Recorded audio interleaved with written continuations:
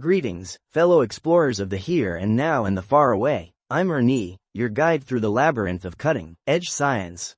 Today, we're diving into a fascinating paper that tackles a very real problem: how to bring the power of large vision language models, LVLMs if you're into acronyms, to bear on remote sensing data gathered by satellites in near real-time. It's called Enabling Near-Real-Time Remote Sensing via Satellite, Ground Collaboration of Large Vision Language Models. Catchy, right?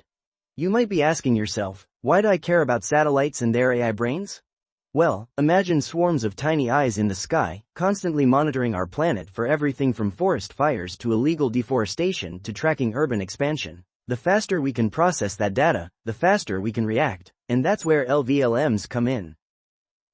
But there's a catch. These super smart models are, well, chunky. They require a lot of processing power, and satellites, bless their little metal hearts, have limited onboard resources. Think of it like trying to run the latest AAA video game on a calculator. Not gonna happen. And here's where things get interesting. The authors of this paper propose a system called GRACE. GRACE isn't just a name, it's the key to making this whole operation, well, graceful. Let's step into our imaginary memory palace, shall we? Picture a vast, interconnected network of rooms. Each room represents a key aspect of GRACE. In the first room, we have the satellite brain. This is where the compact LVLM lives, the one actually orbiting Earth. It's a streamlined, efficient model, designed to do some preliminary analysis. But, and this is important, it's not alone. In the second room, connected to the satellite brain by a shimmering data bridge, we find the ground station guru.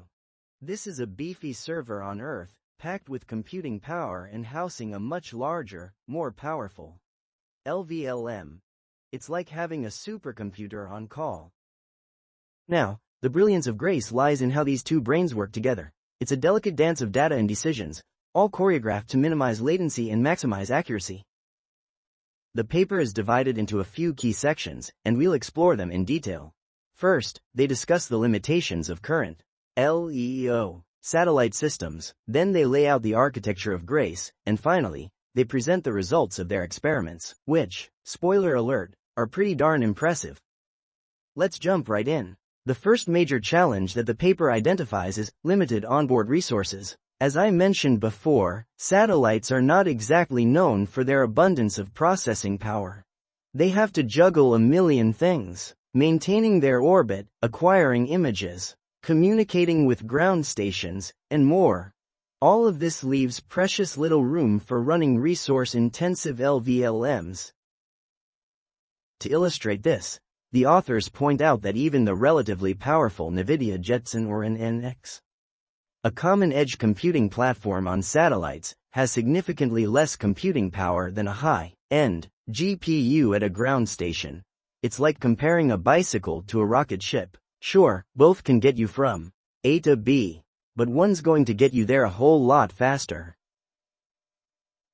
The second major challenge is brief satellite GS contact. Imagine trying to have a conversation with someone who's constantly running away from you. That's essentially what it's like for a satellite trying to communicate with a ground station. Due to their low Earth orbit and high velocity, LEO satellites only have brief windows of opportunity to connect with ground stations. These windows might only last a few minutes, followed by long periods of disconnection. And to make matters worse, the amount of data these satellites are collecting is massive. High-resolution Earth observation systems generate terabytes of data every single day. It's like trying to shove an elephant through a garden hose. There's just not enough bandwidth to transmit all that data in the short time available. So, how does GRACE overcome these challenges? Well, that brings us to the core of the paper, the architecture of GRACE itself. Remember our memory palace? Let's add another room. This one is the RAG room. RAG stands for Retrieval Augmented Generation. In essence, what this means is that the LVLM on the satellite doesn't have to know everything. Instead, it can access an external knowledge archive to get the information it needs to answer a specific query. This archive is like a cosmic library, filled with information about the Earth.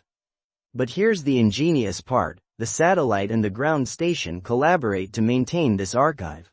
The ground station has a comprehensive archive, while the satellite has a streamlined version, tailored to its specific tasks.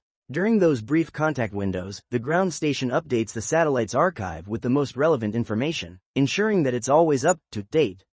The authors propose a dynamic satellite-ground collaborative RAG system, it leverages a comprehensive ground archive and a streamlined satellite archive to enable efficient LVLM inference. To ensure the satellite archive remains aligned with current mission requirements, they propose an adaptive update algorithm. This algorithm enables data exchange between satellites and GSs during their brief communication window. The GS customizes and updates the content of the satellite archive based on queries that are difficult for the satellite to handle, ensuring that the archive meets the latest mission needs. But even with a streamlined archive, there's still the problem of limited bandwidth. That's where the task dispatcher comes in. The task dispatcher is like a super efficient traffic controller, deciding which tasks can be handled onboard the satellite and which need to be offloaded to the ground station. It uses a confidence-based test to make this decision. First, it determines whether the prior knowledge in the satellite archive is sufficient to support answering the query. Next, the dispatcher assesses the confidence level of the satellite LVLM's prediction. If the prior knowledge is inadequate or the confidence in the prediction is low, the onboard inference result should be discarded, and the query must be transmitted to the GS for further processing. Otherwise, the onboard inference result is accepted as the final output. This significantly reduces the amount of data that needs to be transmitted, freeing up bandwidth for other critical tasks. It's like being judicious in what you share versus what you keep to yourself. So, Grace combines a streamlined onboard LVLM, a collaborative knowledge archive, and a smart task dispatcher to bring the power of LVLMs to remote sensing in near real-time. But does it actually work? That brings us to the results room. The authors conducted extensive experiments using real-world satellite orbital data, and the results are impressive. They found that Grace reduces the average latency by 76 to 95% compared to state-of-the-art methods, without compromising inference accuracy. That's a huge improvement. Grace allows satellites to process remote sensing data much faster and more efficiently, enabling quicker responses to critical events. The paper goes on to discuss a number of related works and potential future directions. They suggest that Grace could be extended to improve the performance of various applications, such as distributed learning systems, large language models, and mobile edge computing in LEO satellite networks.